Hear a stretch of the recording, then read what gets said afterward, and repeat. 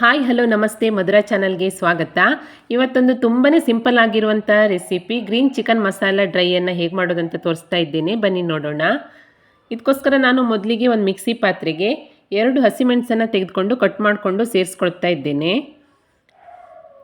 ನಂತರ ಸ್ವಲ್ಪ ಶುಂಠಿ, ಒಂದು 5ರಿಂದ 6 ಎಸಳಾಗುವಷ್ಟು ಬೆಳ್ಳುಳ್ಳಿ, ಸ್ವಲ್ಪ ಪುದೀನ ಸೊಪ್ಪು, ಸ್ವಲ್ಪ ಕೊತ್ತಂಬರಿ ಸೊಪ್ಪು, ಇದಿಷ್ಟನ್ನು ಸೇರಿಸ್ಬಿಟ್ಟು ಸ್ವಲ್ಪ ನೀರನ್ನು ಹಾಕಿ ಇದನ್ನು ನುಣ್ಣಗೆ ಪೇಸ್ಟ್ ರೀತಿಯಾಗಿ ರುಬ್ಬಿ ಇಟ್ಕೊಳ್ತೀನಿ. ನಂತರ ನೋಡಿ, ಸ್ಟವ್ ಮೇಲೆ ಒಂದು ಪಾತ್ರೆ ಇಟ್ಟು ಪಾತ್ರೆಗೆ ಒಂದು 3 ಟೇಬಲ್ ಸ್ಪೂನ್ ಆಗುವಷ್ಟು ಎಣ್ಣೆಯನ್ನು ಸೇರಿಸ್ಕೊಳ್ತಾ ಇದ್ದೇನೆ. ಎಣ್ಣೆ ಚೆನ್ನಾಗಿ ಕಾದ ನಂತರ ಚೆನ್ನಾಗಿ ತೊಳೆದಿಟ್ಕೊಂಡಿರುವಂತಹ ಒಂದು ಅರ್ಧ kg ಆಗುವಷ್ಟು ಚಿಕನನ್ನು ಸೇರಿಸ್ಕೊಳ್ತೀನಿ.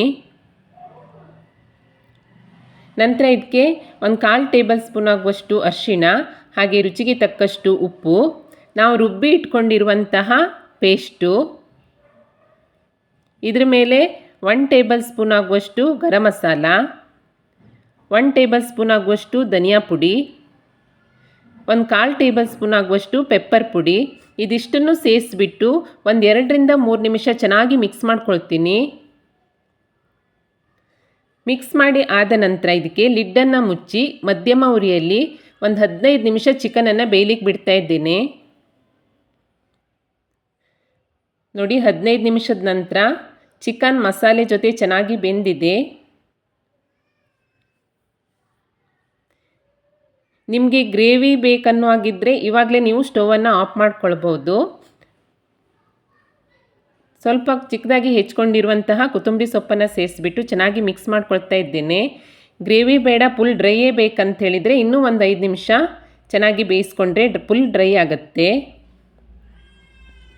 ಕೊತ್ತಂಬರಿ ಸೊಪ್ಪು ಹಾಕಿ ಚೆನ್ನಾಗಿ ಮಿಕ್ಸ್ ಮಾಡಿದ ನಂತರ ಇದಕ್ಕೆ ಸ್ಟವ್ ಆಫ್ ಮಾಡಿಬಿಟ್ಟು ಒಂದು ಅರ್ಧ ಲಿಂಬೆ ಹಣ್ಣನ್ನು ಹಿಂಡ್ಕೊಳ್ತೀನಿ.